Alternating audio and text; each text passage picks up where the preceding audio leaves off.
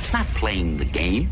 It's winning that counts. Yeah, baby. We're going to go out there and win. This is Just Win Bets, baby. Just win, baby. With JoeDaFan and Shane O'Mac. How do they keep winning? Live on the Sports Bet Winning Network. And here we go again. It is, of course, Just Win Bets, baby, on the new Bleav Network. Alongside Shane O'Mac, I am JoeDaFan. We have an exciting 1 hour show for you, which we will have, of course, our good friend Jonathan Davis will talk a little NHL Stanley Cup playoffs, as well as Noops Christenson, who'll join us for a little NBA finals as the Knicks will host Game 1 against the San Antonio Spurs later this week. But Shano, it is a blockbuster trade, and we're already June. We're just a few months out of, as they call it, the Shield, the trade between the Browns and the Los Angeles Rams, as the Rams get Myles Garrett for the 2027 first-round pick, a second-round pick in 2028 of Cleveland, as well as a third-round pick in the following year in 2029. Wow. And they get Javon Curse. Did the Browns make like a bandit here? What's going on? The Browns got, Jared Verse. I mean, and he's a former rookie defensive player of the year. And in 2024, when he got drafted, he's a young guy. He's like 24, 25. I think this is a good trade actually for both teams, honestly, because the Rams, they're in win now mode with Stafford, right? And this might be Stafford's last year. That's why they drafted a quarterback in the first round. So they're going for it all. And their GM has even said in the past, F them picks. He's traded it all before with their first Super Bowl run when they won it a couple years ago, right? So it's looking like he's trying to run it back again and trade it all away and go for it all again. The Rams, did you see the odds, Super Bowl odds? They're at plus 600 now. Mm-hmm. They were like plus 1,200 before this trade. That's a big jump for one player. That's a big jump. Yeah, there's no question it's a big jump, but here's the thing that I'm concerned about is what player are they going to get? Are they going to get, the Jared Verse of before or what? That's my concern. Myles Garrett is in his 30s, okay? Or he is actually 30, yes? So which Verse are you going to get? That's what I'm worried about. If you're Cleveland, that's what I'm worried about, because you don't know what's going to happen. You're going to have 2 first-round picks next year for Cleveland, okay? And who knows if you bomb, your second-round pick in the 2028 draft. So, and then you have the third-round pick in 29. But I don't know. I mean, Garrett broke the sack record last year, right? So, if he stays on that just for this year, I think the Rams will take that, because I think they're pushing their chips all in. The Jim Fossil quote you always say. Yeah. Right? The chips are all in. What's the quote? You know it better than I do. Yes, of course. I'm going all in. If anybody wants to get out, get out. If we want to stay in, stay in. I'm putting all the chips in the middle of the table.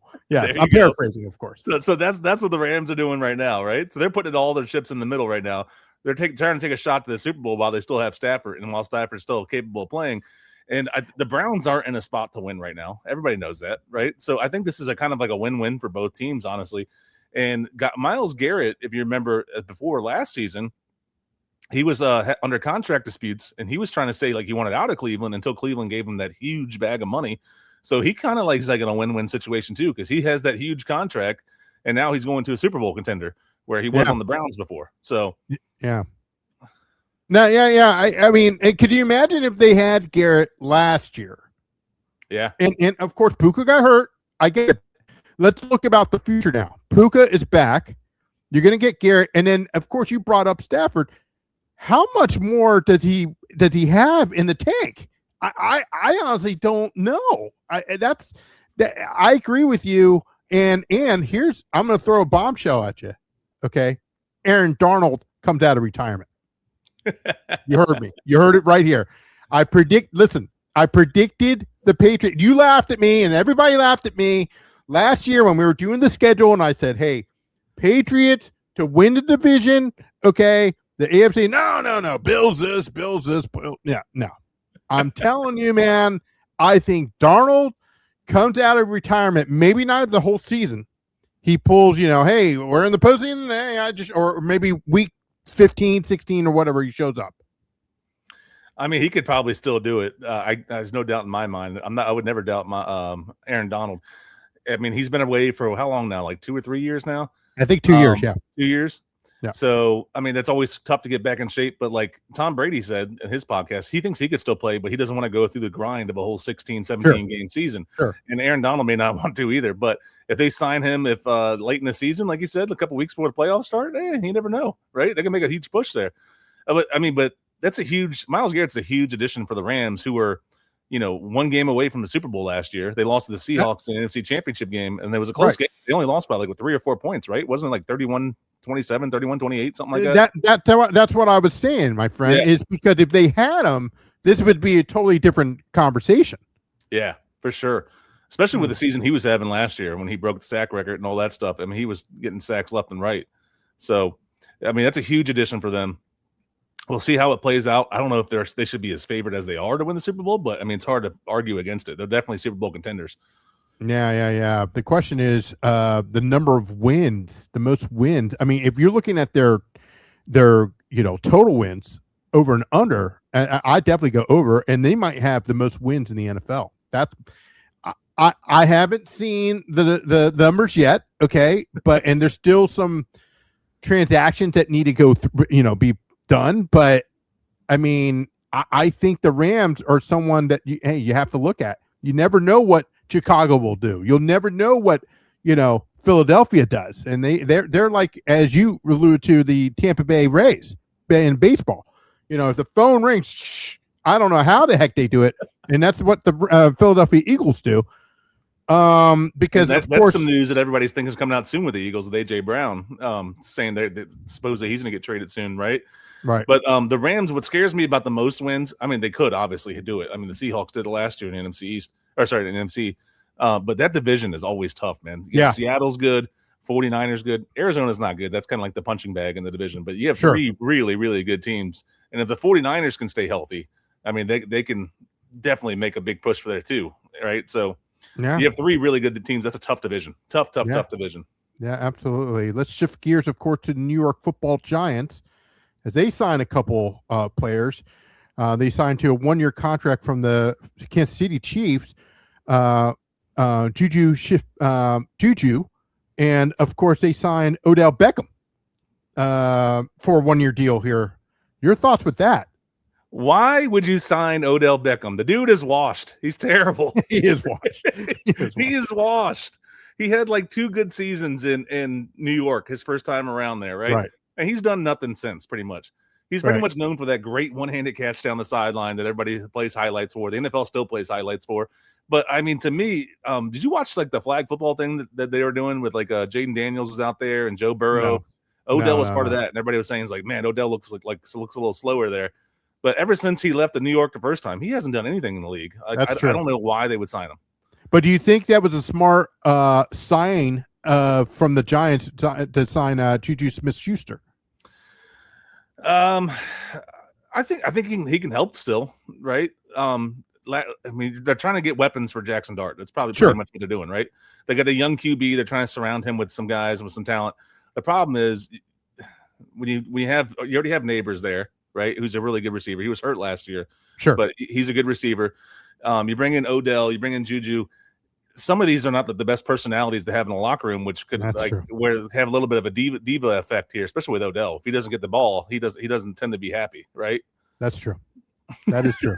That is definitely true. And I don't know if that's good for your young quarterback, right? So yeah, you want to build up some talent around him, but at the same time, do you really want a receiver that's going to be pissed when he only gets like 1 target in the first half? Well, of course, remember that Odell played for the Ravens, and so there's some history there with Harbaugh and Odell. So, I didn't even think about that. That is true. Yeah, and then, of course, Smith-Schuster, who used to play for the Steelers, but then, of course, played for the Kansas City Chiefs last year. So it'll be interesting to see how they kind of do some things. And of course, they've got their really spoken, he speaks out loud, you know what I mean, when it comes to their running back there. So yeah, Scatterboo. So it'll be interesting what they do with the Giants especially in the NFC East. I'm not scared about the Giants in the NFC East. I'll tell you that. I think what we saw last year, Scadaboo and Dart, at least they haven't proven they can stay healthy. I mean, they're tough competitors, right? Sure. For sure. Scadaboo tries to run over everybody, and I mean, he got hurt last year. And then same thing with Jackson Dart. He went to I swear he went to the medical blue tent every game, pretty much, right? So it's like they need to learn how to play in the NFL and how to stay healthy before anything else. But they do have a good head man there, like you said, with Harbaugh being first year there. He'll get that team in check.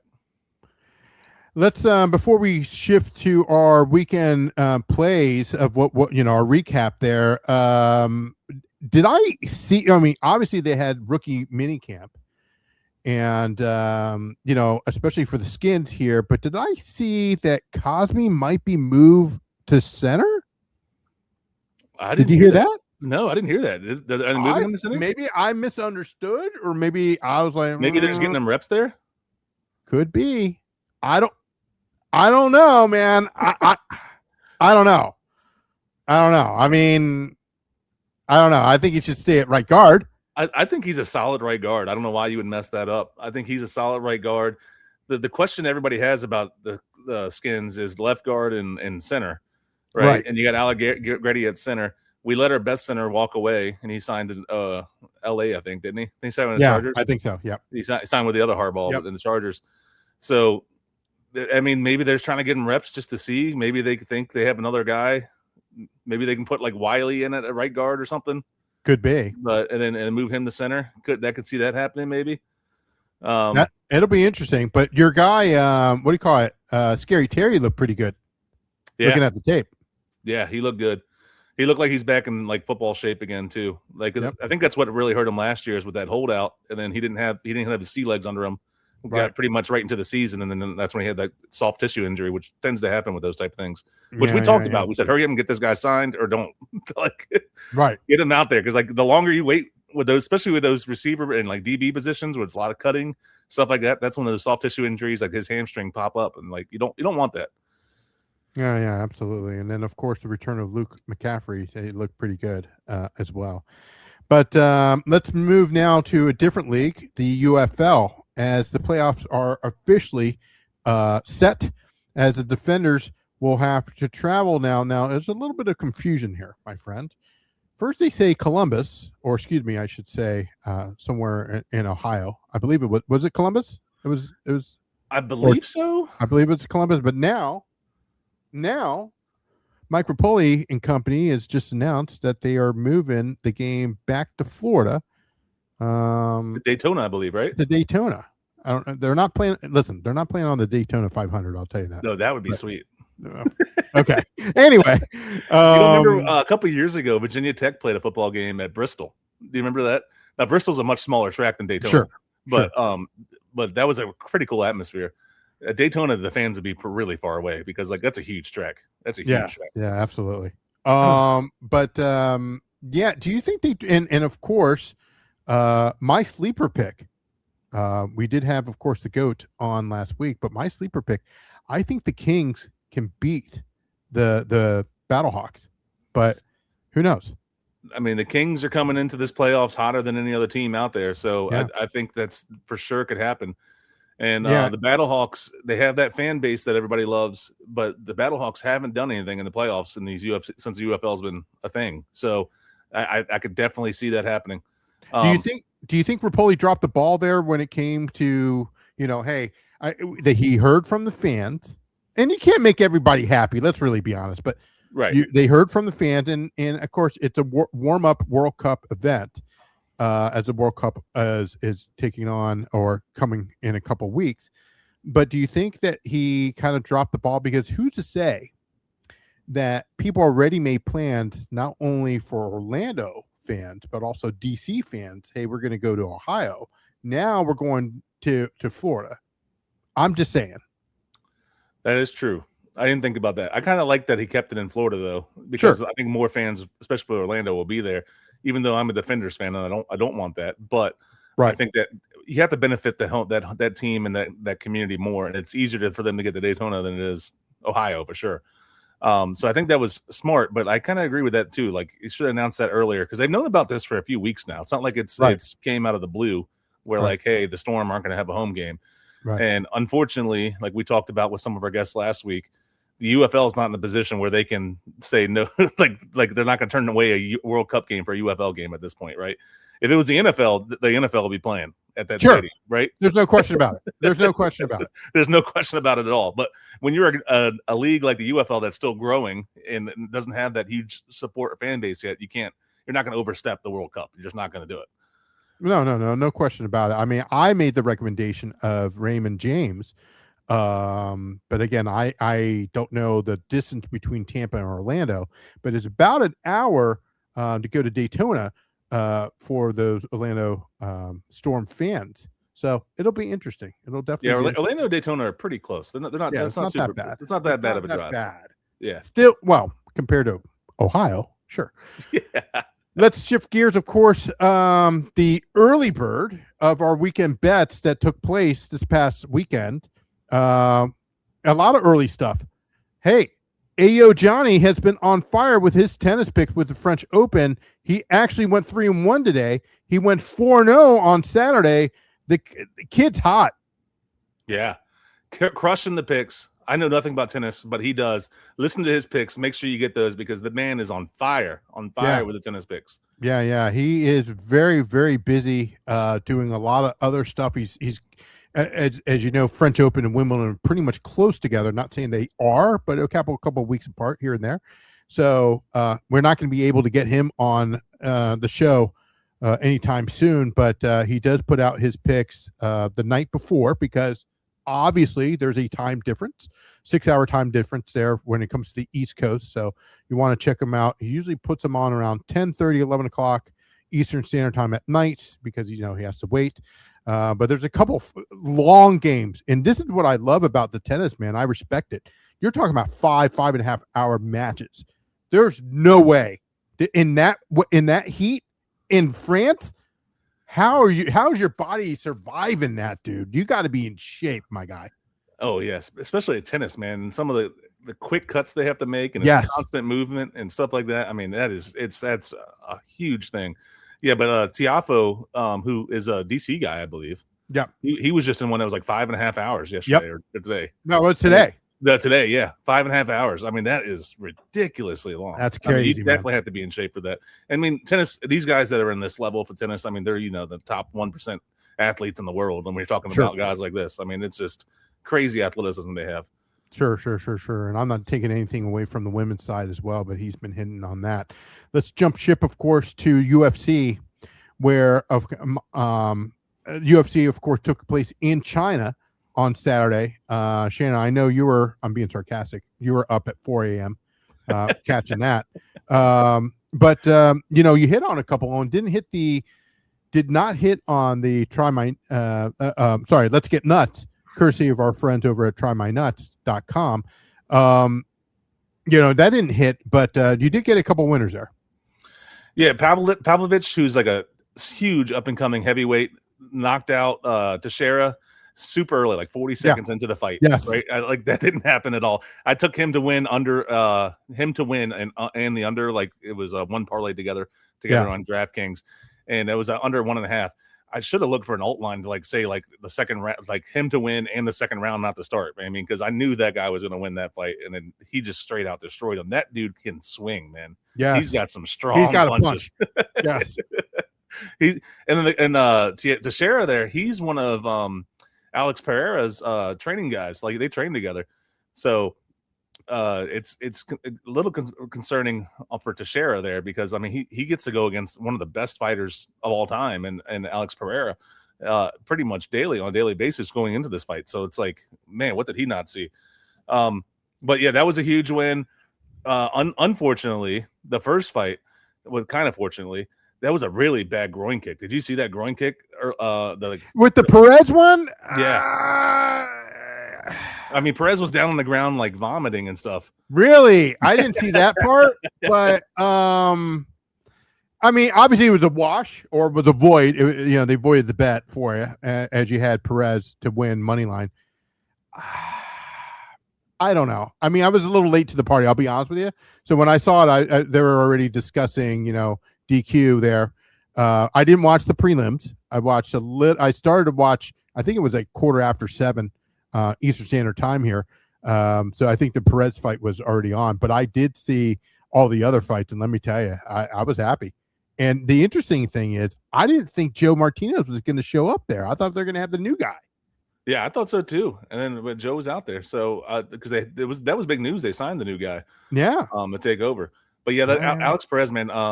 Sue, I can never say his last name. Sue Madeja. That's the best clip I can get. Yeah, try saying it was unintentional. I don't think he meant to do it, but it was a nasty groin kick. And then Perez was down on his hands and knees, like literally vomiting. And then like it took him a while, and then like I don't know why his corner kept saying like they thought he can go. But finally, the doctor came in and was like, all right, no, we're stopping this. And then it came down to the discussion, is it a DQ or a no contest? And then they had to look back at the tape and all that stuff. And then I don't think it was an intentional. I think it was just a bad placement, bad time. But it was pretty nasty. Sure. And then I called the main event. I called that one. I thought Song Dong was going to win. Yeah. But I thought it was going to be a little bit longer. He finished it in the second round. So he was a huge favorite, though. He was minus 600. I had him plus the over, and the over was at 3.5. So that was a loser just based on he finished it earlier than I thought. I thought Figgy with his experience would make it last, at least go into the third round, and maybe finish it late in the third round, early in the fourth round. But that didn't happen. He ended them a little bit quicker than that. But Figgy, it's getting to that point in time with him. He's 38, 39 years old. He's fighting in bantamweight, the small division. It might be time for him to start thinking about maybe stepping down here. He's on like a 3 or 4 fight losing streak. I know it's tough for fighters to step away, but it might be time. Yeah, absolutely. And we're about a couple weeks away there, of course, for the big Freedom 250, and we'll have our good friend Lou Finocchiaro on for that one. And I'm looking to talk to him about that. But Shano, you real quick, you're going to be with our good friend Dave Ross this week on VSiN First Strike with Rob Marino and Dave Ross for the Apex card. Your thoughts real quick on that one? Yeah, so I haven't looked in depth. I'm going to do that tonight as soon as we're done recording. But the Bilal Muhammad is in the main event there. He is a well-known UFC fighter, former champ. He's fighting Gabriel Bonfim, who is Bonfim's kind of more of an up-and-coming guy in the UFC world. The big difference here is Bilal Muhammad's 37 and Gabriel Bonfim's 28. So it's a big age gap there, especially at a welterweight, which is one of your smaller ones. Bilal is currently favored around like minus 120-ish, minus 125, depending on the book, somewhere around there. Thing about him is, like I said, he's a former champ. He has lost his last 2 fights, but his level of competition he's fought the best of the best in this division, where this is like Gabriel Bonfim's kind of like first step up to this type of level in the UFC. So it's always interesting to see how that goes. I haven't digged too deep into the numbers yet, but make sure you watch First Strike. It should be coming out Wednesday. I'll have a bet for that on there, and we'll definitely put it out on our channels and stuff as well. So all the fights for that UFC card will be coming out soon. Absolutely, and we can catch all of our stuff on YouTube, on our YouTube channel, as well as our new network that we just signed here with Bleav. I believe in them, and you can see it right there on top there, the Bleav network, which covers, of course, all the audio part of Apple, Spotify, etc. So I'm very excited working with them there, Shano. Super excited, man. Super excited. Let's get together. Let's Bleav together, and let's do it. Exactly. We end up, before we get to our guest, Jonathan Davis, that's coming up from VSiN, let's talk a little soccer. And I hit on both, my friend. I told you I told you about the Champions League. Arsenal will lose. I said that to our good friend, Brad Betts Footy, as well as Bucket. I said under 2.5, and it hit. It clearly hit there. Oh, yeah. I parlayed the two together. It was a big win, so I loved it. Thanks to the pick there. PSG hoist the trophy, and then in the under both hit. So big win all around for the Champions League. On the CONCACAF side, of course, I had as well as under 2.5, and that was not even close. As it went 0-0. I didn't have the detector on, but I did see a draw coming through for that, but I didn't bet it. So played it safe, went under 2.5 in the CONCACAF Champions Cup. Shana, I don't know if you took that or not. I did not do that one. I should have, but I did not. Okay. All right. Well, hey, I'm leaving gold on the table, my friend. Gold. I bet most of your soccer stuff, but I didn't get to that one. And speaking of soccer stuff, we'll be joined, of course, we'll be doing a side podcast with a few of the guys. We still are talking about it, but of course, I'll be joined with Brad Bets Footy. It'll be known as Just Win Footy Bets, and it'll be myself, Brad, and others will be on the half-hour show as we talk about our best bets for that day for the World Cup. Definitely looking forward to it, and the first episode drops in about 10 days, 9 to 10 days here. So June 10th will be our first episode, and we'll release that, and looking forward to working with those guys. Excited to hear it, man. World Cup, it's going to be huge. Make sure you check out their best bets. Both of these guys know what they're talking about. Don't listen to me about anything with soccer, but listen to JoeDaFan and listen to Brad Footy Bets because they know their stuff. Yes. Looking forward to that. When we return, of course, we'll have our good friend Jonathan Davis to talk a little Stanley Cup here on Just Win Bets, baby.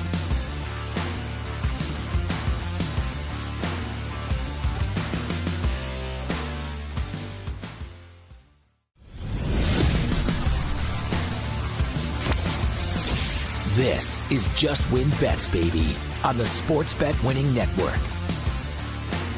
And we're here, of course, when it comes to the NHL playoffs. We're starting to see the end of the tunnel, light at the end of the tunnel here. So we have our good friend JD. Of course, Jonathan Davis joins us here on the show. How you doing, my friend? I'm doing great for a guy who spent 5 hours sitting at a car dealership waiting to get my car repaired. Oh, man. The worst. That's the worst, isn't it? Oh, my God. I had 2 recalls on my car.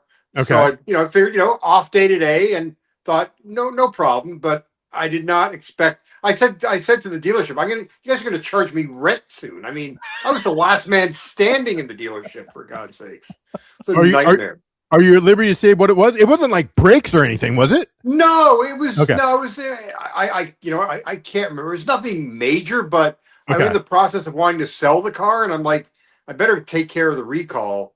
And it was just, it's just like, I don't know what's worse, sitting in there or sitting at the DMV. I mean, either one are just like, I can scratch your cornea out. But both are not good for sure. But that's the worst. And you're sitting in there, and they have like the same 3 magazines that you're thumbing through. I did bring my computer. I got some work done. It helped pass the time, but nonetheless, 5 hours is just, that's crazy. That's crazy. It's like being in purgatory. I know. It's not like the poker. Like if you go play poker for 5 hours, at least there's like they can get a massage while you're at the table. Right. Like they didn't have anything like that there. You get free drinks. Yeah, you get a gin and tonic while you're at it. Anything. Yeah. So let's go. Yeah, let's dive right in here. And as you know, Vegas cruises past Colorado, and we talked about it a couple weeks ago where nobody wanted to play Colorado. Now they're eliminated, and Vegas makes it, taking on, of course, Carolina Hurricanes, which Shano is saying is the best team, in the league. Your thoughts? Well, I mean, they're point wise, okay, they were the second best team behind Colorado. I mean, look, their path has not been the most strenuous to get to the final, but in fairness, they are 12-1, and that's 12-1 is 12-1. I don't know if they're the best. I think Vegas is actually built better for the Cup final than the Hurricanes are, in my opinion. I just think that Carolina's biggest problem is that they struggle to score goals easily. I mean, they work at it, and that I don't know. I don't think that's necessarily the talent, but more the style of play. So I don't know if they're necessarily the best team. I like the way that Vegas is playing right now, and they're 4 deep at center. I mean, and that was something that Colorado got a taste of. And yes, Colorado was compromised with their injuries. I agree with you there with the Hurricanes because they get a lot of shots on goal. They get a ton, but then they do struggle at times to put the goal in the net. So I agree with that 100% with them. But did you? I don't think anybody saw the Vegas Golden Knights sweeping the Avalanche, though. I think that just came out of nowhere. I didn't see a sweep coming at all. Well, I didn't see it, to start the series, but then, look, my big concern for Colorado going in was the health of Cale Makar. And we saw that even when he could play, guy couldn't take a slap shot.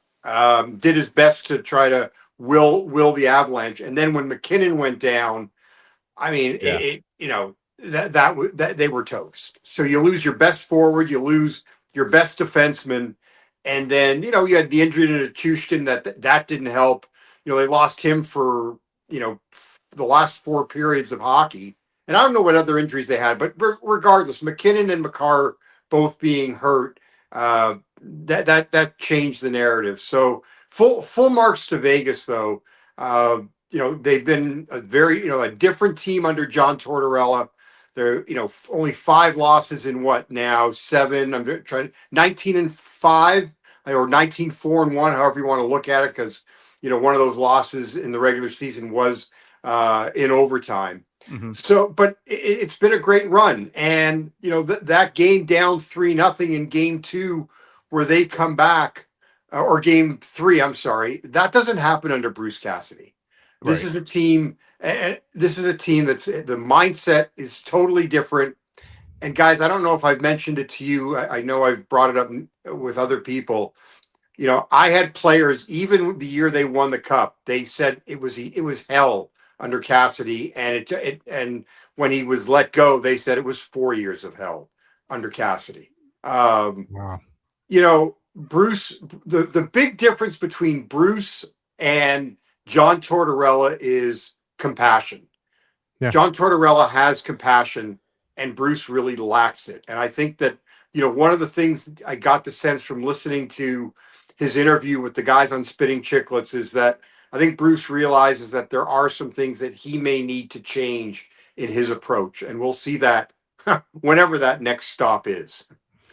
Of course, we're with our good friend Jonathan Davis of VSiN, who's taking time out of his schedule to talk to us. Let's talk about game 1, my friend, which will take place, of course, tomorrow. What are your leans here, or do you have your official pick for this one?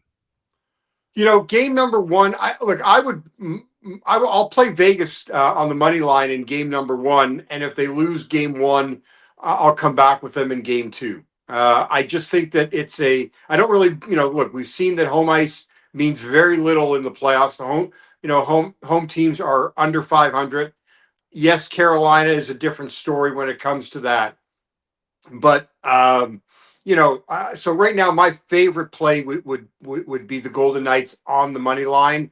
I'm not really sure yet. I'm still trying to wrap my head around what I want to do with any props, because I want to get more of a sense of just style of play. There's nothing that that jumps out at me necessarily. I feared playing shots on goal props just because of, as I think I've said to you guys before, the shots on goal mafia is out there taking away shots from guys. But if I do anything with shots on goal, it would be a parlay where I could probably get guys to like only needing 2 shots on goal, and that's one way to approach it for me. So I'm going to be careful with game 1. I will tell you, there is one prop, and I haven't jumped on it yet, but let me ask you guys, short or long series? Long. I think it's going to be a long one. I think it goes 6-7 games. Yeah. Right. So at Caesars, you can get over 31.5 goals in the series at -130. Like, I think I got to take that. That's a pretty interesting bet there. Yeah. I might have to look that in. You said Caesars has that? Caesars has that. Caesars, that's a pretty interesting bet. I kind of like that. I mean, we had 29 goals, I think it was, in the Montreal Carolina series. Yeah, and that was 5 games. And that was 5. Yeah. Like, I mean, I can't go under 31.5. I mean, no. And if you think it's going at least 6, then I think all you need is one game where, the goalie gets pulled and you get a couple empty netters. Yeah. Yeah. It's probably going to happen at some point in the series, like that always happens where someone has like a big letdown game or something. So, I mean, that's a solid bet there. I didn't know that was on there. JoeDaFan, you getting that in now? I'm looking. I'm looking at the series market. Yeah. I'm looking at this. Yeah. I'm more into, like, there are more series props that I grabbed. And, I have a lot of in pocket Vegas MVP, Conn Smythe trophy. I had Marner at 7-1. I had Carter Hart 35-1. I got Dorofeyev 150-1. I should have Jack Eichel in there. I don't remember what the number is, but here's one Carolina problem. Like, look, Freddie right now to me, I think gets the Conn Smythe. I don't think he's he hasn't been spectacular, but there's really no one on Carolina. Like, it's throw a dart like for any of the guys out there. Now, what I will say, there is one Carolina player I did take, but not for Conn Smythe. I took Taylor Hall at, I think it's 22 or 25-1 for the most points in the series. Because if he has most points, he's going to win the Conn Smythe. Yeah. And he's plus 550 for Conn Smythe. So that's my way of playing Taylor Hall for the Conn Smythe trophy. I think it was 22-1. I like that too. That's a good one too. Yeah. Jonathan Davis, of course, of VSiN joins us. We talked a little bit about the Vegas Golden Knights. What does Carolina have to do to kind of make this go 6 or 7 games? I think that their number one line has to be a number one line. Aho, Svechnikov, and Jarvis have been very quiet throughout the playoffs. I think it's something, I'm trying to remember I don't know the numbers off the top of my head, but I think they've combined for somewhere between 22 and 25 points. That's a lot different than what the Eichel, Barbashev, Dorofeyev line is combined for. I think it's 17 goals and 43 points. And then, that's not even, and we haven't talked about Mitch Marner. So I don't think that they can go through another series with that top line, basically not being able to find them without a telescope. I think that's what they need to be successful in the Cup final. Shano, I found what JD was talking about earlier about the series markets. So over total series goals over 31.5, as he alluded to, minus 130, under 31.5 is at even money. So I do like the over on this. Yeah, and again, you go on to Caesars. You go on to Caesars. You hit the NHL icon. You go under series market. Scroll over. Just right before race to X goals, and you'll see total series goals, as Jonathan Davis mentioned, over 31.5 at minus 130. I like it. I like it. The other one that's a fun one, and Bet365, they've got the link for it, but then there's no names that are listed anymore, and that's the Stanley Cup handoff. I always like that one. When I checked early this morning, they still hadn't had names up there. I'm waiting for them to post it. I don't know, if you want to check that out. Yeah, we're checking it out. I would look, I'm trying to think, is it going to be like, if it's Vegas, is Mitch Marner the guy that gets it if they win? Is it going to be as simple as Freddie Anderson for Carolina with all that Freddie has been through? The Stanley Cup playoffs, for both Marner and Leaf fans, rejoice with Marner, and either Mitch Marner or Freddie Anderson's going to have the Stanley Cup. To their credit, that's got to kill Leaf fans. Yeah. But I could see either one of those guys being the first ones to get the cup handed to them. I'm just also trying to think, like, a lot of times, Florida, what the Panthers did when they won a year ago. I think it was Nate Schmidt that got it first, because they gave it to a guy who was not there for the first cup, and a veteran player. So that's another fun little market if it's being offered yet. Yeah, it's no names yet. So. No names yet. No name yet. Bums. That's a tease. Right? Yeah, don't post the link and not have anything. I know. Why would you have it up there? I mean, yeah. Yeah. Killing me. Another crazy stat, you brought up the Leafs, and it just made me think how a Canadian team is still not into the Stanley Cup Finals here, right? And they're not going to win it. And I saw an interesting thing that just made me laugh, that an American team has won the CFL championship more recently than a Canadian team has won the Stanley Cup. And it just made me, I was like, whoa, and I had to look it up. And it was like the Baltimore but then, look, we went 95. I know, we went through a stretch where it was only Florida teams in the final. I mean, look, the Vegas Golden Knights, Mark Stone's Canadian, Mitch Marner's Canadian. Come on. Like, I think that, that's I don't know. I'm tired of that one, to be honest with you. Like I just, and I think that, look, you could make a case for a lot of, look, there are definitely problems in Canada, and it's, the problem is, look, there are players that just have Canada on their no-fly zone when it comes to their no trade clauses. Like and it's not because they don't, they've got something against Toronto or Montreal, but you're dealing with different taxes. Now they're still paid in US dollars. Like every player is paid in US dollars. Let's be clear on that. But there are different issues, and there's more of a media circus. I mean, look, Mitch Marner to me is the classic example of a guy that he wanted out. He goes to Vegas. He can play in anonymity. There's no pressure. Yes, there's pressure to, internal pressure for him to want to win. But you don't have the external pressure of, the media, the talk radio. It just doesn't, it's not there. Marner has looked like a guy that is on top of the world from the day he got to Vegas. So that is the problem, that Canadians team face. I can also tell you guys, like, for a period of time, and that this narrative is going to change. Guys didn't want to play in San Jose because of the California taxes. Yeah. And you're not in Los Angeles, and you're not in San Francisco. You're in San Jose. And I can tell you there are a lot of players that didn't want to play there either because of that. And there are players that I know didn't want to play in California because of taxes. So, every market, there are a lot of markets that have their issues, but yes, there's no question. Look, Winnipeg, seriously, no, sorry, Winnipeg. I mean, I'll still never forget my good friend many, many years ago got married in August in Winnipeg.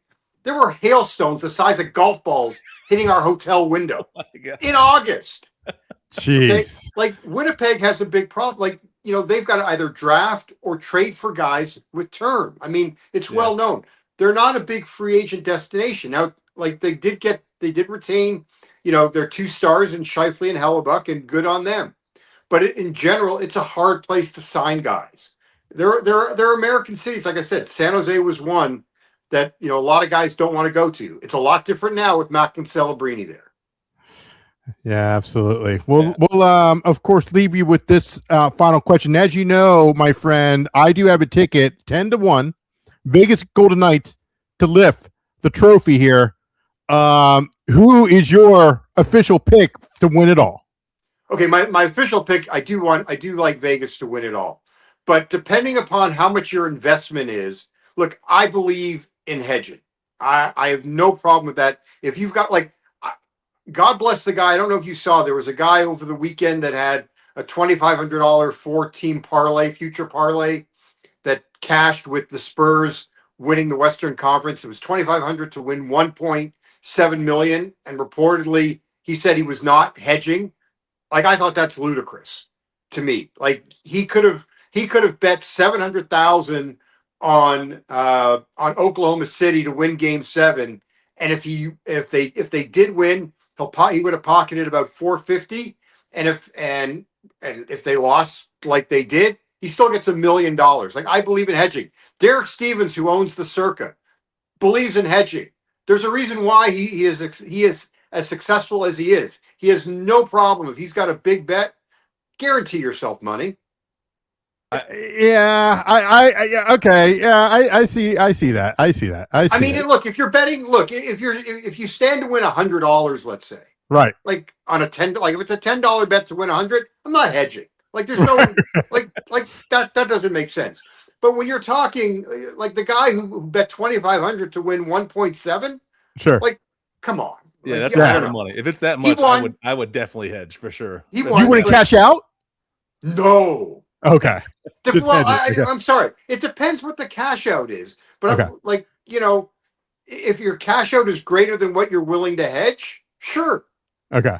Then well, I don't know. Actually, no, I shouldn't say. No, I would have rather taken either the 450,000, like I suggested, or still win $1 million. I wouldn't cash out on that big a number.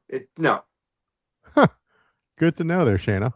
Good to know. I mean, I agree with him. When it's that much money, you got to hedge. I agree with that. I agree with that.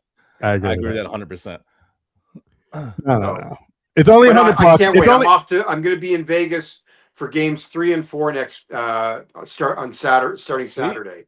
Okay. So I can't wait. I mean, it's such a great atmosphere at T-Mobile, and it's never a bad idea to go to Vegas.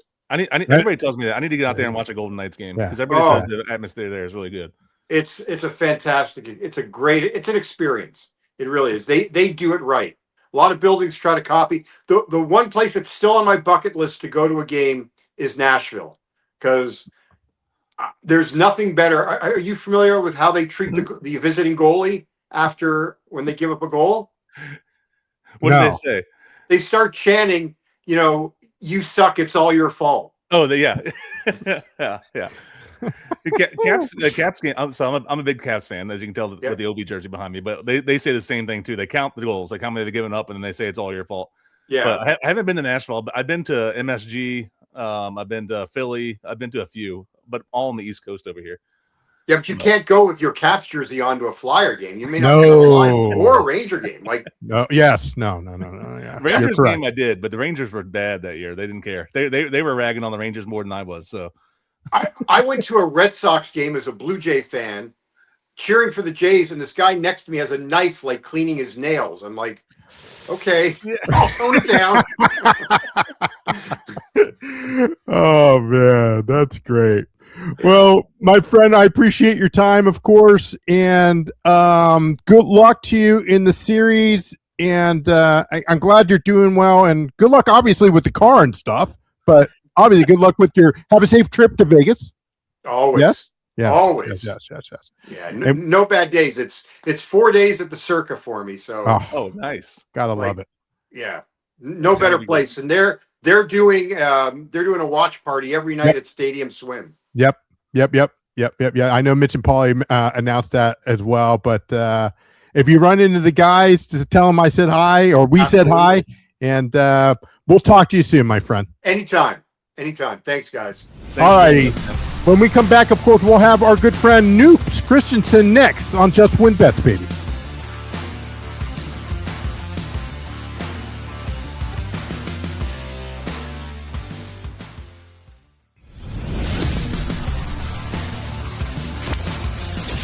This is Just Win Bets, baby, on the Sports Bet Winning Network. An interesting final, as some people will call it, but it is what it is for the NBA Finals, with the New York Knickerbockers taking on the San Antonio Spurs. We're joined with our good friend Noops Christenson, and you can follow him at _Noops on X. Noops, good to see you, my friend. Love the hat, by the way. Me too. It's a great hat. It fits very well for people who are worried. I am someone that my head is a little bit odd shaped. Like one of my favorite things to do is to go to a horse racetrack and walk into a hat place because the guy will tell me he definitely has a hat that fits my head. They're 0 for 3, folks. But this is wonderful. It fits very nicely. It's the old school snapback, which I love. So get yourself a hat, kids. It fits well. Yeah, there you go. And then it's, of course, New Era. So that's a good brand. Ooh, sure. There you go. How you been, my friend? You doing all right? It's the best time of the year, dude. It's the NBA Finals are here. This is the culmination of an NBA season that is one of the best that I can ever remember. I am someone who has defended the NBA his entire life. I don't know why the discourse around it is so negative, but the league has never been more talented. The league has never been more interesting. There's never been more things people can do. The postseason has been incredible, and I think the finals we're about to watch is very much the cherry on top of what's been a delicious Sunday of a season. Well, yeah, like that Western Conference Finals that just ended, that's been like a huge ratings boost for the NBA. Like the numbers on it are ridiculous. And then there was definitely, for people who don't know him, it was definitely a coming out party for Wemby and his stardom. Yeah. It's a shame to think that there are people out there that don't know who Wembanyama is, but very well said. I mean, game one of that series is arguably the best basketball game I've ever seen in my life. Probably the best basketball game I've seen outside of finals games. Mm-hmm. It's just incredible. So again, like you said, Shane, one of my favorite things about this season is there just seems to be more eyes. After all this debate about no one watching it, it turns out there's a lot of people watching the sport. They should be, because it's unbelievable. Absolutely. I got to start, before we dive into the finals, I got to ask you this. I'm putting my coach's hat on, no pun intended there, but Wemby, of course, had 5 fouls in the fourth quarter. I'm talking about game 7 between them and OKC with about 7 minutes, give or take, okay, in the fourth. Why not go after him? I just don't understand it because obviously if Wemby fouls you, okay, he's gone. He's disqualified. I just don't understand the coaching part of it. They're still taking threes. I don't understand it. I think it comes down to the talent that's available. As anyone that has coached has known that you want your team to be able to do everything, but there are certain things they can do and certain things they can't do. And I don't want to take anything away from what the Spurs did. What the San Antonio Spurs have done this season, regardless of what happens in the finals, is one of the most impressive seasons I've ever seen from a team that is basically run on 22 and 21-year-olds. It's unbelievable how good this team has been. But the Thunder were basically without 2 of their 3 ball handlers. When you look at this team, Shai Gilgeous-Alexander is incredible. They rely on Jalen Williams as well as AJ Mitchell all season. Jared McCain's okay, but there just isn't a second person there. And I agree, Joe. I wish they had, maybe tried to force some post entries, things like that. But when I was watching that game, I had the same thought, but I went back and rewatched it. I just don't know who for the Thunder is driving into Wembanyama and picking up those fouls. Again, I think you need to attack more there. I wish Daigneault had done it, but I just wonder if the Thunder had the weapons to really make that work. Yeah, that's fair. That's fair. I didn't rewatch it. I was just watching, obviously, just like everybody else on Saturday night there. But usually we're signed to watch some UFC, but Shano got me up at 4:00 in the morning on Eastern Standard Time to watch, UFC in China. So heaven forbid, I've gotten up we have in the morning for worse reasons than that. Well, I didn't get up then, so that was on you, man. I'm the one giving them the bets for UFC, and I know, right? I didn't even get up at 4 a.m. No, you're right, Shane. It does sound like a Joe problem. When I can. It is definitely a Joe problem. Let's dive right into, of course, game 1, which is taking place on Wednesday as the Knicks host, and they haven't won the title since 1973, my friend, which is a good year, by the way. Taking on, of course, hosting the San Antonio Spurs. Any leans before we get any props? I know you love your props there, but any leans so far how this will go? Will this series go, 6 or 7? Yeah, as far as the series goes, it makes me sick. And just to sort of prove it here for the people, if you don't know, the hat that I'm usually wearing is this hat. This is my favorite hat. I am a Sixers fan. I've been a Sixers fan my entire life. The Sixers have made me cry. Maybe they made me smile. I don't really remember that, but it pains me to say this, guys. I like the Knicks in this series. I think that they're undervalued. The market price here for the Knicks is anywhere from plus 170 to plus 175. It seems to be coalescing right around there. I'd have this closer to plus 140 for the Knicks. I think that this is a series where this New York team, I think, continues to be undervalued because people are taking even modelers, what I've seen is they're taking too much in from the regular season from a team that was really uneven throughout the year, a team that struggled to figure out night to night what it was going to do, but they have really reached their peak during this playoffs. Now, can they continue? We'll see. The Spurs are absolutely the hardest team the Knicks will play all season, especially in the playoffs. I think the Spurs win the series, but the value to me is with the Knicks, a team that presents a couple really big challenges for this Spurs team. And that if you're attacking Wembanyama, what we've learned is it's not the physicality that necessarily bothers him too much. It's having other big guys on the floor and forcing him to try to rebound. If you look at that Thunder series, his rebound numbers were really tough. If you look at the Knicks Spurs games throughout the season, Mitchell Robinson was incredible in those games. In 15, 16 minutes, he's plus 9, plus 10 in the 2 games that he played. And I think that's a real great way for the Knicks to cause a lot of trouble. The other matchup I'm really interested in is Towns versus Wembanyama. I think we'll see OG Anunoby come out to start the series to guard Wembanyama with some help from Towns, but there's going to be a lot of moments where Towns is guarding Wembanyama one-on-one. And we've seen Towns throughout his career in the postseason really raise his game. He's been, Nikola Jokic talks about him as like this defender that really bothers him, which is crazy to think about when you consider how Towns generally plays defense. But if Towns can out-rebound Wembanyama, which I think is a real possibility, if Mitchell Robinson can cause a problem on the offensive boards in terms of changing the possession battle, all of a sudden the series is really close. And as much as I think the Spurs have the guards to basically not wipe Brunson away, but make things as hard as possible, I think the Knicks are going to be a little bit more flexible, a little bit more able to answer the questions that are asked of them by the Spurs team, where I wonder if San Antonio can really do it. Again, I make the Spurs favorite, but the value to me is all over the Knicks. I played them plus 175, plus 180 to win the series. I also like Knicks exact series here at 4-2. That's plus 500 or better. Those are the bets I put in. And again, folks, that is, as a 76ers fan, this makes me absolutely sick to say all this nice stuff about the Knicks on recorded video, but here we are. I like the Knicks in the series, folks. I like it. You brought up Robinson there, and I think that's a big point there too, is because you got that big body, and also if he can get those rebounds, and it might help draw Wemby inside so he can't defend some of those perimeter shots. Are you concerned at all with Robinson apparently having a broken finger on his right hand, though? I am not, and maybe this is someone who has played basketball and has watched basketball his whole life, maybe overestimating toughness, but like, does Mitchell Robinson really need both of his hands to be healthy? Does he need all 10 of his fingers? I'm not sure. He is someone who is out there to be physical, to bump around, to attack the boards. And based on all the reporting I've seen, it seems like he had a surgery. They'll be able to find a way to sort of wrap it up. I don't know if they'll quite go, if you're a football watcher, I love when defensive ends break their hands because they get this big club on their arm. I don't know if they'll do that to Robinson, but I expect them to brace him up, wrap him up, do whatever they need to do. And as long as he is able to grab the basketball, he's going to be on the floor causing problems. And I think he'll be out there game one and throughout the series. So you don't think they're going to do a Ronnie Lott and just cut it off? I really hope not. That's what they do. Is that real?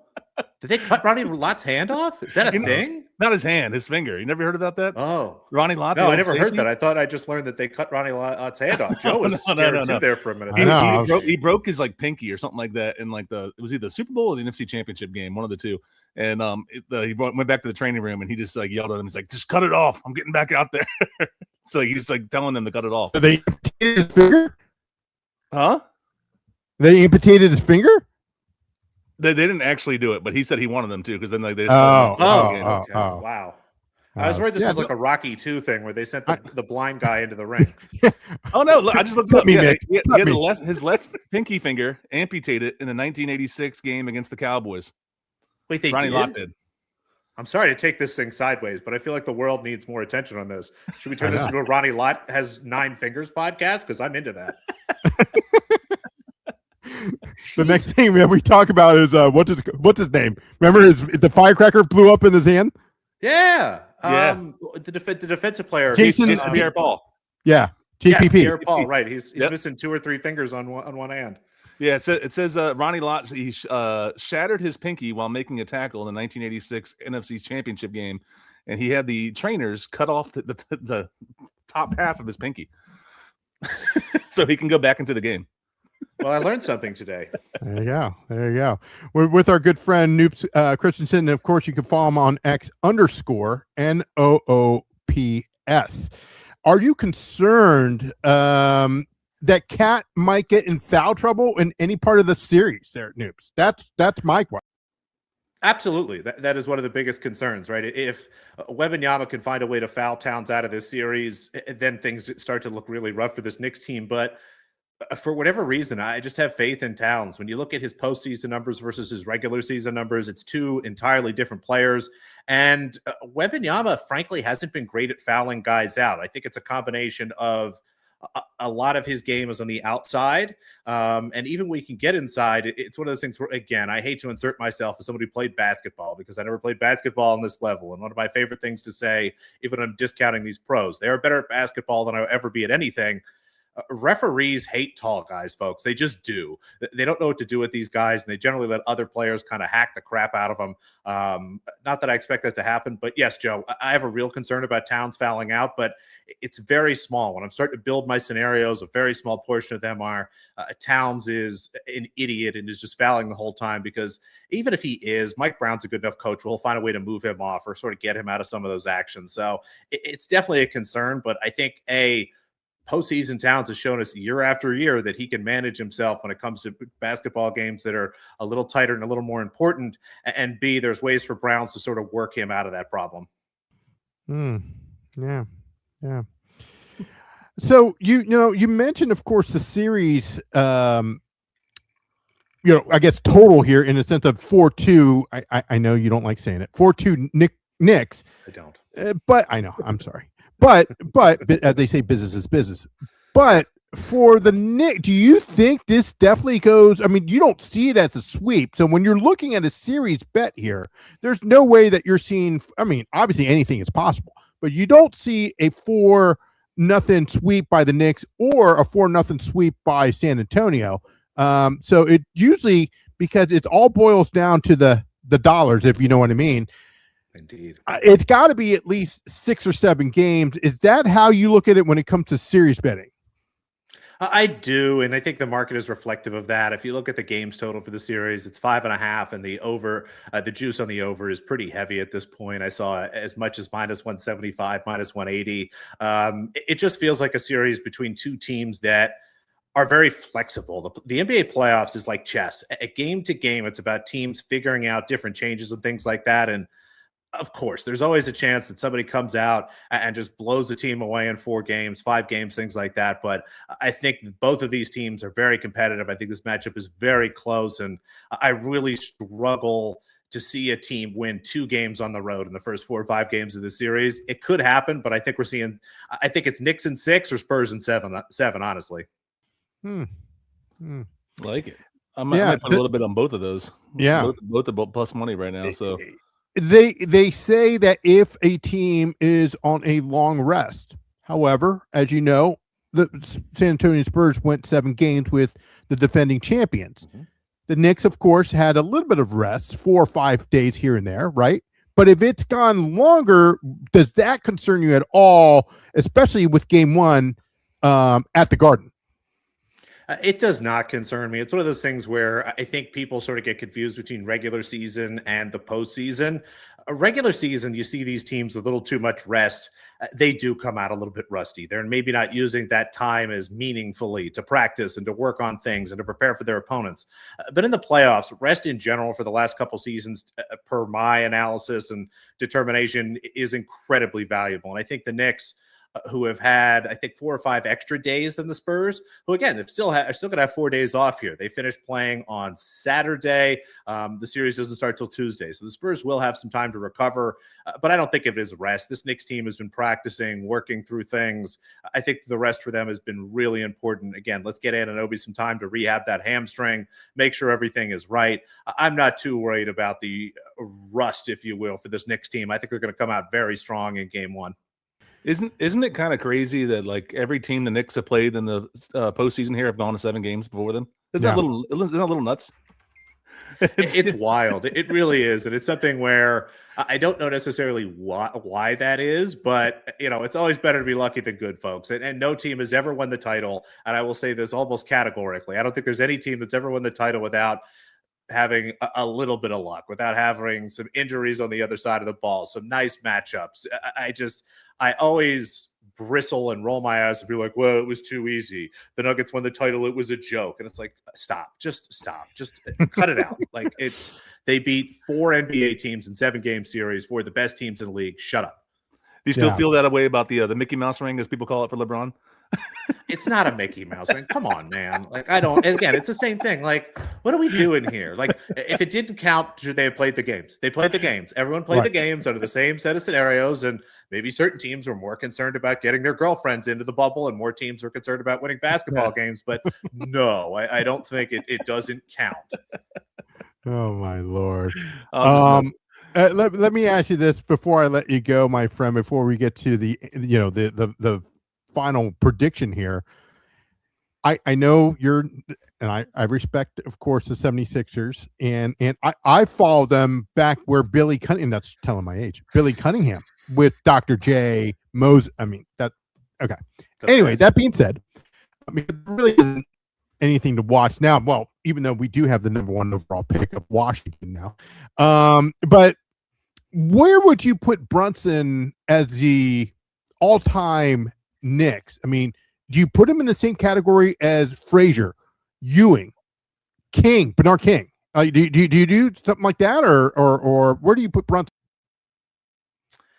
Bernard King is someone who's hard for me to understand. He is someone who I have watched a lot of old games. I love watching old games. I have looked at a lot of things for Bernard King, and the way that Knicks fans and people that watch Bernard King play live talk about him leads me to believe he might be better than I understand. So I don't think that I have a real sharp opinion on Bernard King. I don't think I really understood him. But when I think about the greatest Knicks of all time, it's Walt Clyde Frazier, it's Patrick Ewing, and it's Jalen Brunson. And I don't know what quite the order of that is. I think regardless of what happens in the finals, that is your top tier of all-time Knicks. It is those three guys, and it is no one else. And again, I don't know what order you put those three in. Happy to argue about it.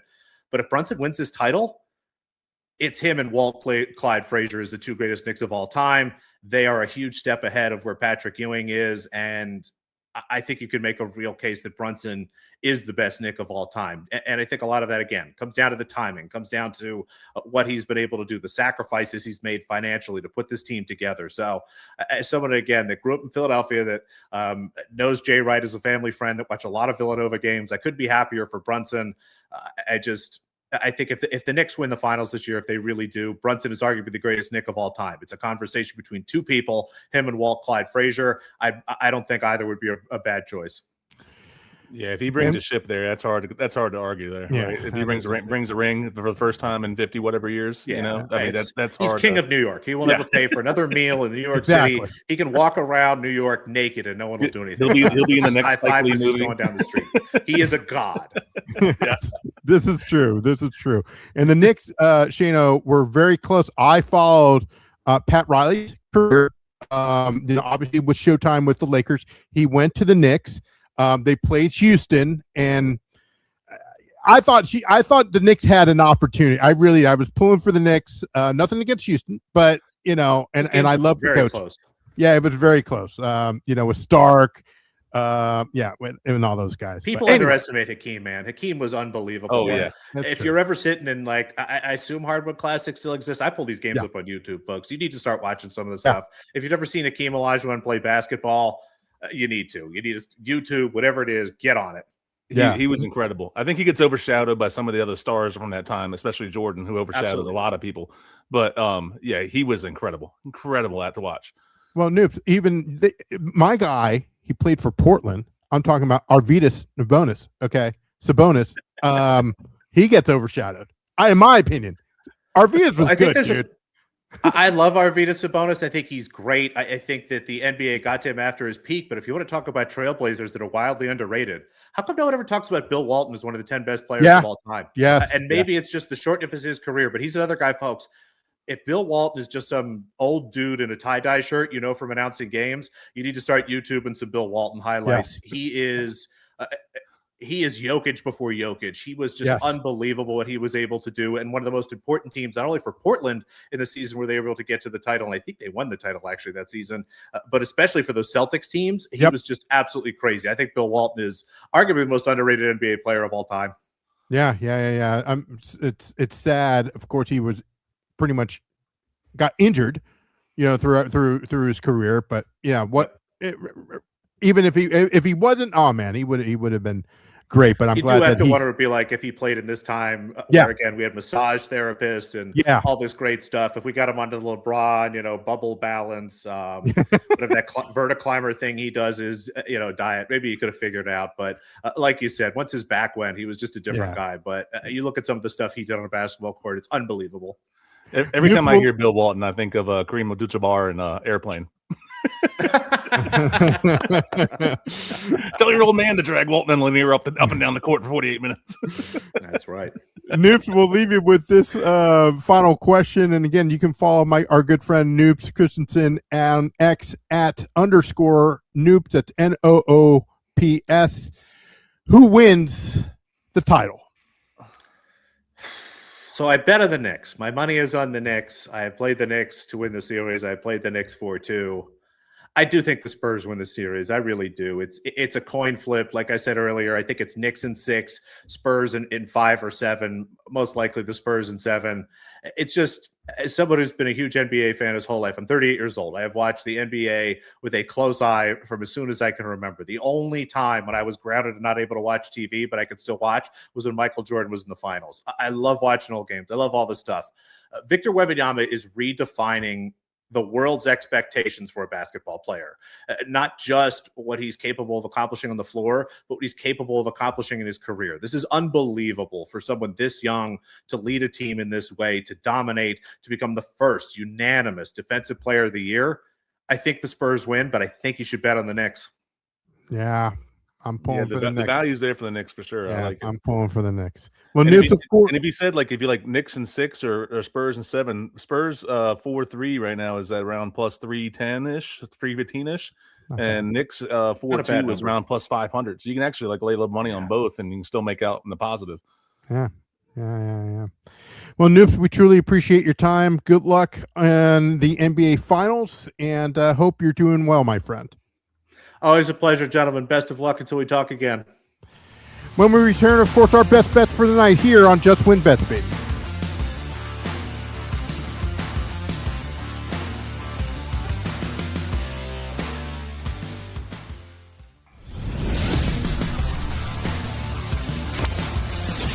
This is Just Win Bets, baby, on the Sports Bet Winning Network. Well, that wraps up another show here, Shano. But before we kind of talk a little bit about what's going to happen in the next couple shows here, I want to do a quick shout out to a particular pizza place. Now, I saw my nephew graduate from high school. He's headed with my niece to Indiana University, so I wish them both the best of luck with that. But as I was coming from my brother's home, we stopped at Wisconsin Avenue in DC, and there's a place called Pete's. Highly recommend it. I went there, and I had no clue where I was like, honey, I'm hungry. And before I go to the DC United game, to see our friend Dave Johnson, I stopped and I said, I had the kid, I had my wife there, and they were just dropping me off. And I said, hey, look, let's get some pizza or something. Let's get something to eat. And there was a nice pizza place there. And there was 2 pizza places. There's one on each corner. And this was right off of Wisconsin Avenue in DC.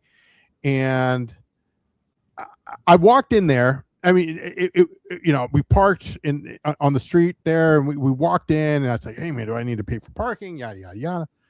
So I walk in there, and I saw this big guy, man. This guy's a young, big guy. And I was like, holy cow. Hey, how you doing? Let me get blah, blah, blah. And he calls me out. He said, hey. And, he calls me obviously with my first name, or my last name actually. And, hey, did you used to coach, blah, blah, blah. I said, yeah. Said, hey, I had you for, this and this and this. And I was like, hey man, small world, blah, blah, blah, blah, blah. But, as you can see on the pictures, you can see it right now. I got to tell you, Shano, it's probably one of the best pizza places I had. I don't really go downtown to DC, but folks, if you see it, and then you can see their specials there on the screen there, highly, highly recommend it. But I wanted to give them a quick shout out and say that, hey, you were great to not only me, but also my family. And the pizza was good. Pizza was good. You always got to find a good pizza place. You know what I mean? Oh yeah, good. It's hard to turn down good pizza. Even bad pizza is good pizza.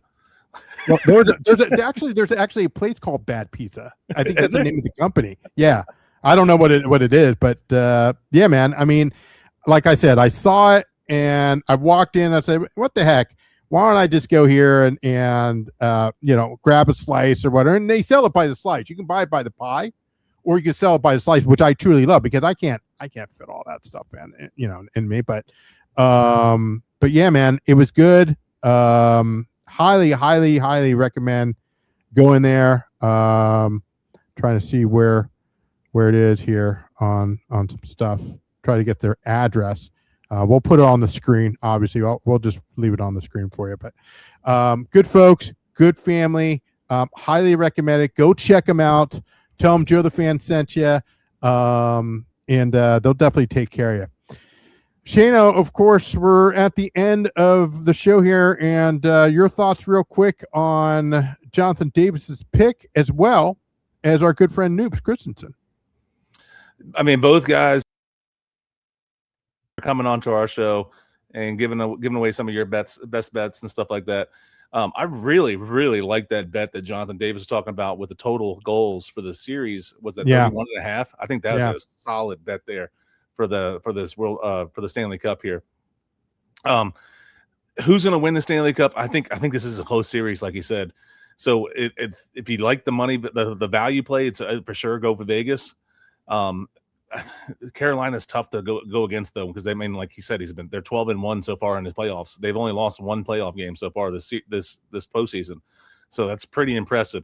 But Tortorella's got the Vegas Golden Knights playing at top form right now, so it's hard to bet against them too.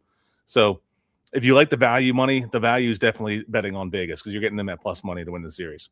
I agree. I think the better bet here is to take the over in the series spread there, which is at like 5.5. I think for sure this one's going 6 or 7 for NHL. Okay. I also like Noops pick there for. Oh, I'm sorry. Go ahead. Oh, I was like, you don't think it's going a long series? I definitely think it'll go long. I think it'll definitely go long, and that's why I love his pick of over 31.5. And I already put money down on that. But I put a unit down for that. Bet. Yeah, the over under right now is at 5.5. It's a lot of juice to lay there, though. It's at minus 180 right now for the over 5.5. So Vegas is telling you it's pretty much going to go 6 or 7 games. Not Vegas Golden Knights are telling you, but Vegas, the sports books are telling you. Yeah, it's going to go over 5.5. So I think it goes 6 or 7. I think Vegas. I think the value, for betting wise, is definitely on Vegas. But right, I agree with you too with Noops on his bets. Well, Noops, of course, he mentioned taking. It's definitely going 6 or 7. I personally don't see it as a sweep, and that's what I asked him during our time with him. I don't see it as a sweep, but I also see Nick's not winning it all either. I like the value, but San Antonio in 7, sure. I'm rooting for the. Trust me, I am. But he also pulled out there, or he also mentioned 5-1 there, Shano. Knicks in 6 games, 4-2. Yeah, he said take either Knicks in 6 or Spurs in 7. That's what he would do, is take one of those two. And like I said, you can even put a little money on both of them and still come out in the positive because they're both one's at plus 310 and the other one's at plus 500. Yeah. So even if you put 1 unit bet on that, you're still up a unit on both of them. So that's both of those are pretty solid bets, I think, for this NBA Finals. Yeah, absolutely. And make sure you check out all their stuff. You can follow them on X for Noops Christenson, who covers, of course, the NBA, takes care of BetUS, excuse me. And you can follow him at _NOOPS. As for our good friend Jonathan Davis, you can follow him on VSiN. He's always with those guys as well, but you can follow him on Twitter as well. But West Coast Hockey, I think it is. West Coast Hockey, but HKY, but not the whole word. Yeah, go ahead, West Coast HKY NHL. That's his Twitter handle or X handle. Yeah, so absolutely. Jonathan Davis knows a ton about the sport. If you guys were listening earlier, he knows everything to know about an NHL. I mean, that man knows everything. Yeah, and he gives out a lot of the props and they're plus money. He's been making a killing here, and definitely follow him. He will, list it on his X page or Twitter page, whatever. And yeah, he's a great guy. They're both great men. Don't get me wrong, but we truly appreciate them coming on the show. Yeah, thanks a ton for coming on. I mean, I'm grateful to have guys that know so much come on here and help spread knowledge, not just to us, but to all of our listeners as well. Because I mean, we're trying to get the best of the best in the business, and these are some of the 2 of the best out there. Yeah, there's no question about it. Shano, so real quick, if you want to see all of our bets that we have, WNBA, where the Queen has been on fire, some more French Open picks, what we talked about in the first segment. UFL, we've got some baseball. Even the Ace of Diamonds is starting to pick up a little bit on. He started slow in the regionals with the college baseball, but now he's starting to pick it up a little bit. But also, he's been doing very well in MLB. So don't also forget we have JD Money that's coming, and he'll launch his CFL as the CFL launched their season this Thursday. Lots going on, man. Tons going on, and it's great, man. And I love this time of year too, because like with Stanley Cup playoffs and NBA playoffs, they're alternating days, so there's always something on TV to watch, which is always good too, right? You got hockey one night, NBA finals next night, and then you have stuff like you said, tennis and college. I got the College World Series on right now, college playoffs right now. We got Auburn and Milwaukee. I got on right now. So that's always interesting to watch. And the Ace of Diamonds last year, once he got past the regional round, that dude was on fire with his. He was on fire. I expect the same here again. That guy knows his baseball. Yeah, he's just collecting data here, left and right here, and once he has it, man, he's starting to pick it up, and boom, he's on fire. But that's going to wrap it up for us here. Not really no official picks because we will post that on our shorts, and don't forget to sign on our newsletter at justwinbetsbaby.com. On our next show, we will have the great Greg Peterson. He's going to talk a little MLB, as well as some college baseball. We're going to have this young man, Quentin Mills, part of the Insiders. We had Matt Grissom on last week, so check out that interview on our YouTube page, as well as on Bleav or anywhere you get your podcast, Apple, Spotify, what have you. And Shayna, I know you're excited about this one, to talk a little UFC, the Apex. Obviously, you're going to go on First Strike with our good friend Dave Ross and Rob Marino, but Adam Martin returns later this week. Yeah, Adam Martin, man, that guy knows everything to know about UFC. Like I said, we're trying to get the best of the best. He knows everything, man. He watches every single fight. He watches UFC, like every MMA promotion out there, pretty much. He knows guys. Like a lot of guys, especially on the Apex cards, especially on like the prelims, it's like a lot of guys like me. I don't know any of those guys because like a lot of them, this is their first time in the UFC events and stuff like that. But he knows all those guys, and it's great to hear his knowledge and have him back on. So I'm grateful he's going to come on. Something else combat sports related. Our boy Lex Ludlow. Yeah, he's got his next fight. We interviewed him a couple months ago. He's got his next fight on like July 3rd. So. Let's go, Lex, the Grizzly Bear. If you guys haven't watched that episode, go back and watch it. That dude is hilarious. He's hysterical, and he's exactly what bare knuckle fighting needs. But he's fighting in bare knuckle fighting again, and he's moving up those leaderboards there, trying to fight for the title. Yeah, absolutely. And hey, Shano, if you to where to watch these type of events, you've got is it Dazaz? DAZN? Oh, Dazn? Yeah, Dazn. Yeah. I think that's it used to be owned. I think it's on Dazn now. That used to be owned by De La Hoya back in the day. I don't know if it still is or not, but Oscar De La Hoya used to own that. Well, I'm gonna definitely start subscribing to that. To see our guy if we're not able to get the media credentials in Philadelphia. But Shano, to put you on the spot, do you dive? I mean, I know you're covering a lot with UFC. Maybe take a look at PFL. Yeah, I could probably look at that and see. Okay. I'm trying to see. I was trying to pull up the BFKC that he's going to be on. Bare knuckle fighting. Yeah, it's the Philadelphia brawl. He is on the main card, so that is good. That is good. That's good for him. On the main card going against Drew Nolan. The guy he's fighting is 1-3 in bare knuckle fighting. Lex Ludlow's undefeated. So that's huge there. He's probably going to be a huge favorite. The odds have not dropped yet based on what I'm seeing here. Sure. But if I had to guess, he's going to be a big favorite there. Yeah. But on the website there's a typo. Somebody needs to tell BKFC.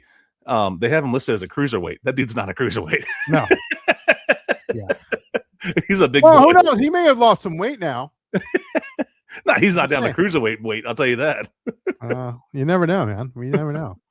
But yeah, we're definitely looking forward to that. And as I mentioned earlier, we're going to focus not only on this UFC card, but also next UFC card, which is UFC Freedom 250.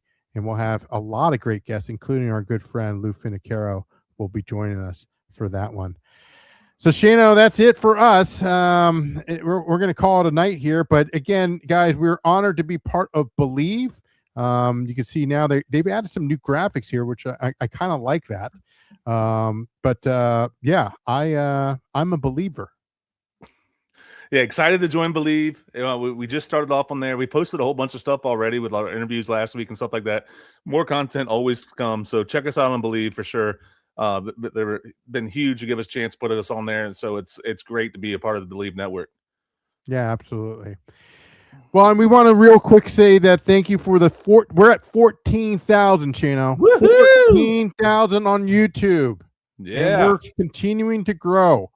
So again, check us out wherever you want to see us on YouTube. You can check us out on X. And of course, check us out on any of the podcasts, wherever you get your podcasts. For Shane O'Mac, of course, I'm JoeDaFan. Have a good night. Good luck to all your bets, and we'll see you next time. Take care.